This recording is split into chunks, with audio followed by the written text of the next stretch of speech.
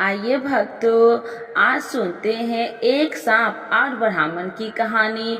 तो एक बार बोलिए प्रेम से नाग देवता की जय, शिव जी की जय, माता पार्वती की जय। एक समय की बात है, लालपुर नाम के एक गांव में सुखदेव नाम का दरिद्र ब्राह्मण अपनी पत्नी और अपने एक बेटे के साथ रहता था। वह बहुत गरीब में वे जैसे तैसे अपना जीवन यापन कर रहा था। सुखदेव भगवान शिव को बहुत मानता था, मन ही मन हमेशा उनका नाम जपता रहता। तो वही ब्राह्मण की पत्नी बहुत ही ज्यादा धूर्त और लालची थी। वो हमेशा किसी न किसी बातों को लेकर पति से झगड़ती रहती थी। ब्राह्मण की पत्नी ब्राह्मण से कहता कि इस गांव में मैं तो हमें कोई भिक्षा नहीं देता, आप दूसरे गांव में जाकर भिक्षा ही क्यों नहीं मांगते? इस तरह दरिद्रता में हम कब तक जिएंगे? ब्राह्मण ने उत्तर दिया कि मैं अपनी तरफ से कोशिश तो करता हूँ, अब अगर मेरी किस्मत में ही सुख नहीं है तो मैं क्या करूँ? ब्राह्मण की पत्नी बोली, आप बातें खाली बड़ी बड़ी निकालते हैं, करने के काम पर कुछ नहीं, घर में बैठकर क्यों करेंगे? जाओ बाहर और कुछ काम कर आओ। रोज रोज ब्राह्मणी के झगड़े और ताने से तंग आकर एक दिन वह अपना पोथी पतरा उठाकर घर से दूसरे गांव चला गया। उस गांव में जाकर भगवत कथा सुनाने का प्रयास किया, लेकिन कोई उससे कथा सुनने को तैयार न था। ऐसे में दुखी होकर वो वापस अपने गांव लौटने लगा। रास्ते में एक पीपल के पेड़ के नीचे जाकर विश्राम करने लगा। उस विशाल पीपल के पेड़ जल में एक काला नाग रहता था। ब्राह्मण मन ही मन सोचता है, हे भोलेनाथ, ये आपकी कैसी माया है? मैं आपकी कथा सुनाकर अपना घर संसार चलाना चाहता हूँ, लेकिन मुझसे तो कोई कथा सुनने को भी तैयार नहीं है। मैं क्या करूँ? प्रभु, अब तो आप ही मुझे कोई रास्ता दिखाओ। हे प्रभु, मैं यही इस पीपल वृक्ष के नीचे बैठकर कथा कहता हूँ और आप ही मेरी कथा को सुनो, क्योंकि और तो कोई सुनता ही नहीं। ये सोचकर ब्राह्मण वही अपना पोथी पतरा निकालता है और विधि पूर्वक कथा कहना प्रारंभ करता है। ऐसे में पेड़ की जड़ में बैठा वो नाग कथा सुनने लगता है। पूरी कथा को वो बहुत ध्यान से सुनता है। जब कथा समाप्त होती है तो बाहर आकर ब्राह्मण को एक सोने का सिक्का दक्षिणा में देता है और फिर कहता है, नाग ब्राह्मण से कहता है कि तुम रोज यहाँ आकर कथा कहा करो, तुम्हें और कहीं जाने की जरूरत नहीं है। मैं तुम्हें रोज एक सोने का सिक्का दक्षिणा में दूंगा, लेकिन ये बात तुम किसी और से मत कहना। ब्राह्मण उसकी बात मान लेता है। नाग के जाने के बाद वो भगवान शिव को धन्यवाद देते हुए कहता है कि हे प्रभु, आपने तो मेरी जिंदगी ही बदल दी। मैंने आपसे थोड़ा सा मांगा, आपने तो मेरी झोली भर दी। आपकी महिमा अपरंपार है प्रभु। अब तो ब्राह्मण रोज सुबह सवेरे वहाँ नहा धोकर आ जाता और उस नाग देवता को कथा सुनाता और रोज वो एक सोने के सिक्के लेकर घर जाता। बहुत जल्द ही वह दरिद्रता से अमीर बन गया। अब उसके पास किसी चीज की कोई कमी नहीं थी। पूरे गांव के लोग उसकी प्रगति को देखकर आश्चर्यचकित थे। लोगों के मन में तरह तरह के सवाल पैदा हो रहे थे। बहुत लोगों ने दिमाग में तो ये भी चल रहा था कि जरूर ये ब्राह्मण कोई गलत काम कर रहा है, जिसकी वजह से वो इतना धनवान हो गया। अब लोग ब्राह्मण की पत्नी से सवाल करने लगे। पड़ोसन ने पूछा कि तुम्हारे पति के पास इतना धन कहाँ से आ गया? आखिर ऐसा कौन सा काम करने लगा है वो? ब्राह्मण की पत्नी बोले, वो दूसरे जगह पर जाकर कथा सुनाते हैं, उसी से उन्हें जो धन मिलता है वो ले आते हैं। पड़ोसन ने आश्चर्य से कहा, कथा सुनाने के लिए इतना धन भला कौन देता है? अब तो उसकी पत्नी के मन में भी कई सवाल उठने लगे। तो वह पति से पूछने लगे कि इतना धन आपको कौन देता है? लेकिन ब्राह्मण से तो नाग देवता ने किसी को कुछ बताने से मना किया था, इसीलिए वो कुछ नहीं बताया। लेकिन उसकी पत्नी तो उसके पीछे पड़ गई। वो हर जिद करने लगी जिससे ब्राह्मण सोने के सिक्के के बारे में उसे बता दे कि वो कहाँ से आता है। कैसे में एक दिन ब्राह्मण विवश हो गया और उसने धीरे से पत्नी को नाग के बारे में सब बता दिया। तब वह उसकी पत्नी के मन में काफी ज्यादा लालच आ गया। उसने सोचा कि जरूर उस पीपल के पेड़ के नीचे वो खजाना है जहाँ से नाग सोने की मोहर लेकर देता है। अगर उस नाग को मार दिया जाए तो पूरा खजाना मिल सकता है। इसीलिए ब्राह्मणी ने अपने पति को खाने में नशे की दवाई मिला दी, जिससे सुबह को उसकी नींद ही नहीं खुली और उसने अपने जवान बेटे को उठाकर कहा। ब्राह्मण की पत्नी अपने बेटे से कहा, सुनो बेटा, वहाँ पीपल के पेड़ के नीचे रोज तुम्हारे पिता कथा कहते हैं, जिसे सुनने के बाद एक नाग सांप आकर उन्हें सोने का सिक्का देता है। उस पीपल के पेड़ के जड़ में जरूर कोई खजाना दबा हुआ है। तुम वहां जाकर कथा कहो और जब कथा समाप्त होने पर तो सर्प तुम्हें सिक्का देने आए तो उसे मारकर उस पेड़ के नीचे से पूरा खजाना निकाल कर ले आना। बेटे को भी लालच आ गया और वो पोथी पतरा लेकर उस पीपल के पेड़ के नीचे जा पहुंचा और जाकर कथा कही। जब नाग देवता सिक्का लेकर उसे देने आए तो उसने नाग पर फफारे से फहार कर दिया, जिससे नाग की पूंछ कट गई और वह किसी तरह बचकर वहां से निकल गया। जैसे ही ब्राह्मण के बेटे ने पेड़ के नीचे खोदना शुरू किया तो नाग ने पीछे से उस ब्राह्मण के बेटे को डस लिया, जिससे उसकी मृत्यु हो गई। इधर जब ब्राह्मण का नशा टूटा तो उसने देखा कि उसका पोथी पतरा वहाँ नहीं है। उसे समझ में आ गया कि कुछ तो गलत हुआ है। वो जल्दी जल्दी से पीपल के पेड़ के पास गया तो अपने बेटे की मृत्यु देखकर दुखी हो गया। तब उसी सारी बात समझ में आ गई। उसने अपने बेटे की मृत शरीर का अंतिम संस्कार किया। उसके बाद उसने अपनी पत्नी से कहा, ब्राह्मण ने अपनी पत्नी से कहा, मुझसे बहुत बड़ी भूल हो गई कि मैंने नाग देवता के मना करने के बावजूद तुमसे ये बात बताई। आज तुम्हारे लालच की वजह से हमारे पुत्र को हमने खो दिया। लेकिन उसकी पत्नी को उसकी बात का कोई असर नहीं हुआ। दूसरे दिन उसकी पत्नी ने उससे कहा कि आप जाकर उस नाग देवता को कथा सुनाइए, कम से कम घर का खर्च तो चलता रहे। पत्नी की बात से विवश होकर वह अपना पोथी पतरा लेकर फिर उस पीपल के पेड़ के नीचे गया और कथा कही। कथा समाप्त होने पर वो नाग देवता बाहर आया। उसने ब्राह्मण से कहा, क्रोध पूर्वक कहा, तुम यहाँ से चले जाओ। ब्राह्मण, तुम पुत्र के मृत्यु से दुखी हो तो मैंने अपने पूछ को खोने से दुखी हूँ। मैंने तुम्हें पहले ही मना किया था कि ये बात तुम किसी को मत बताना, लेकिन तुमने मेरे साथ विश्वासघात किया है। मैं तुम्हें श्राप देता हूँ कि जो संपत्ति तुमने मेरे द्वारा अर्जित की वो सारी नष्ट हो जाएगी। नाग के श्राप से कुछ दिनों में ब्राह्मण फिर से दरिद्र हो गया। उसने अपनी पत्नी से कहा, आज तुम्हारी लालच की वजह से हम फिर से दरिद्र हो गए हैं। अब उसकी पत्नी को भी अपने किए पर काफी पश्चाताप हुआ, लेकिन होनी को कौन टाल सकता है और बिना हुआ समय वापस नहीं आता। दोस्तों, इस कहानी से हमें ये सीख मिलती है कि इंसान को कभी भी ज्यादा लालच नहीं करना चाहिए, क्योंकि ज्यादा लालच इंसान के लिए घातक साबित होता है। तो एक बार बोलिए प्रेम से शिव जी की जय, माता पार्वती की जय, गौरी पुत्र गणेश भगवान की जय, नाग देवता की जय। आज सुनते हैं नाग पंचमी 2024 नाग पंचमी की संपूर्ण कथा। तो एक बार बोलिए प्रेम से शिव जी की जय, माता पार्वती की जय, गौरी पुत्र गणेश भगवान की जय, नाग देवता की जय।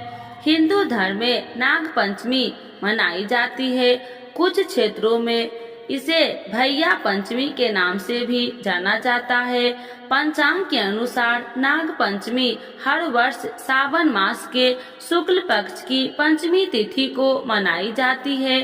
मान्यताओं के अनुसार नाग पंचमी के दिन नाग देवता की पूजा की जाती है। माना जाता है कि इस दिन नाग देवता की पूजा करने और सांप को दूध पिलाने से जीवन में सौभाग्य और समृद्धि आती है। इस वर्ष नाग पंचमी 9 अगस्त शुक्रवार को मनाई जाएगी। नाग पंचमी के दिन पूजा का सही समय शाम 5:47 बजे से रात 8:47 बजे तक है। नाग पंचमी की पूजा में नाग पंचमी की ऐसा कहा जाता है कि इस कथा को पढ़े या बिना सुने नाग पंचमी की पूजा अधूरी मानी जाती है। तो आइए जानते हैं इस कथा के बारे में। नाग पंचमी से जुड़ी पौराणिक कथा। पौराणिक कथा के अनुसार जन्मजय अर्जुन के पोते राजा परीक्षित के पुत्र थे। जब जन्मजय को पता चला कि सांप के काटने से उनके पिता की मृत्यु हो गई तो उन्होंने बदला लेने के लिए सर्प सत्र नामक यज्ञ का आयोजन किया। ऋषि आस्तिक मुनि ने नागों की रक्षा के लिए सावन मास के शुक्ल पक्ष की पंचमी के दिन यज्ञ बंद कर दिया था। इस कारण तक्षक नाग ने बचने से सांप का वंश बच गया। आग के ताप से नाग को बचाने के लिए ऋषि ने उन पर कच्चा दूध डाल दिया था। वहीं से नाग देवता को दूध चढ़ाने की प्रथा शुरू हुई। तभी से नाग पंचमी मनाई जाती है। आज सुनते हैं नाग पंचमी की सबसे प्राचीन कथा। जब नाग देव बने भाई तो एक बार बोलिए प्रेम से शिव जी की जय, माता पार्वती की जय। प्राचीन काल में एक सेठ जी के 7 पुत्र थे। सातों के विवाह हो चुके थे। सबसे छोटे पुत्र की पत्नी श्रेष्ठ चरित्र की और सुशील थी, परंतु उसके भाई नहीं था। एक दिन बड़ी बहू ने घर लिपने को पीली मिट्टी लाने के लिए सभी बहुओं को साथ चलने को कहा तो सब डलिया और खुरपी लेकर मिट्टी खोदने लगी। तभी वहाँ एक सर्प निकला जिसे बड़ी बहू खुरपी से मारने लगी। यह देखकर छोटी बहू ने उसे रोकते हुए कहा, मत मारो, यह बेचारा निरपराध है। यह सुनकर बड़ी बहू ने उसे नहीं मारा। तब सर्प एक और जा बैठा। तब छोटी बहू ने उससे कहा, हम अभी लौट कर आती हूँ, तुम यहाँ से जाना मत। यह कहकर वह सबके साथ मिट्टी लेकर घर चली गई। वहाँ कामकाज में फंसकर सर्प से जो वादा किया था उसे वह भूल गई। उसे दूसरे दिन यह बात याद आई तो सबको साथ लेकर वहाँ पहुँची और सर्प को उस स्थान पर बैठा देकर बोली, सर्प भैया नमस्कार। सर्प ने कहा, तू भैया कह चुकी है इसीलिए तुझे छोड़ देता हूँ, नहीं तो झूठी बात कहने के कारण तुझे अभी डस लेता। यह बोली, भैया मुझसे भूल हो गई, उसकी क्षमा मांगती हूँ। अब सर्प बोला, अच्छा तू आज से मेरी बहन हुई और मैं तेरा भाई हुआ, तुझे जो मांगना हो मांग ले। वह बोली, भैया मेरा कोई भाई नहीं है, अच्छा हुआ जो तू मेरा भाई बन गया। कुछ दिन व्यतीत होने पर वह सर्प मनुष्य का रूप रखकर उसके घर आया और बोला कि मेरी बहन को भेज दो। सबने कहा कि इसके तो कोई भाई नहीं था, तो यह बोला, मैं दूर के रिश्ते में इसका भाई हूँ, बचपन में ही बाहर चला गया था। उसके विश्वास दिलाने पर घर के लोगों ने छोटी बहू को उसके साथ भेज दिया। उसने मार्ग में बताया कि मैं वही सर्प हूँ, इसीलिए तू डरना नहीं और जहाँ चलने में कठिनाई हो वहाँ मेरी पूंछ पकड़ लेना। उसने कहे अनुसार ही किया और इस प्रकार वह उसके घर पहुँच गई और वहाँ के धन ऐश्वर्य को देखकर वह चकित हो गई। एक दिन सर्प की माता ने उससे कहा, मैं एक काम से बाहर जा रही हूँ, तू अपने भाई को ठंडा दूध पिला देना। उसे यह बात ध्यान न रही और उसे गर्म दूध पिला दिया, जिससे उसका मुख बेहतर जल गया। यह देखकर सर्प की माता बहुत क्रोधित हुई। परंतु सर्प के समझाने पर शांत हो गई। तब सर्प ने कहा कि बहन को अब उसके घर भेज देना चाहिए। तब सर्प और उसके पिता ने उसे बहुत सा सोना चांदी जवाहरात वस्त्र आभूषण आदि देकर उसके घर पहुंचा दिया। इतना ढेर सारा सामान धन देखकर बड़ी बहू ने ईर्ष्या से कहा, भाई तू बड़ा धनवान है, तुझे तो उससे और भी धन लाना चाहिए। सर्प ने यह वचन सुना तो सब वस्तुएं सोने की आकार दे दी। यह देखकर बड़ी बहू ने कहा, इन्हें झाड़ने की झाड़ू भी सोने की होनी चाहिए। तब सर्प ने झाड़ू भी सोने की लाकर रख दी। सर्प ने छोटी बहू को हीरा मोनियो एक अद्भुत हार दिया था। उसकी प्रशंसा उस देश की रानी ने भी सुनी और राजा से बोली कि सेठ की छोटी बहू का हार यहाँ आना चाहिए। राजा ने मंत्रियों को हुक्म दिया कि उससे वह हार लेकर शीघ्र उपस्थित हो। मंत्री ने सेठ जी से हार लाकर कहा कि महारानी जी छोटी बहू का हार पहनेगी, उससे लेकर मुझे दे दो। सेठ जी ने डर के कारण छोटी बहू से हार मांगकर दे दिया। छोटी बहू को यह बात बहुत बुरी लगी।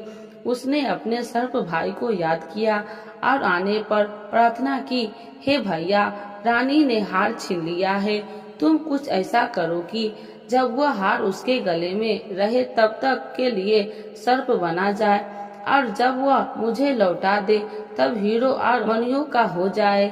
सर्प ने ठीक वैसा ही किया। जैसे ही रानी ने हार पहना वैसे वह सर्प बन गया। यह देखकर रानी चीख पड़ी और रोने लगी। यह देखकर राजा ने सेठ के पास खबर भेजी कि छोटी बहू को तुरंत भेजो।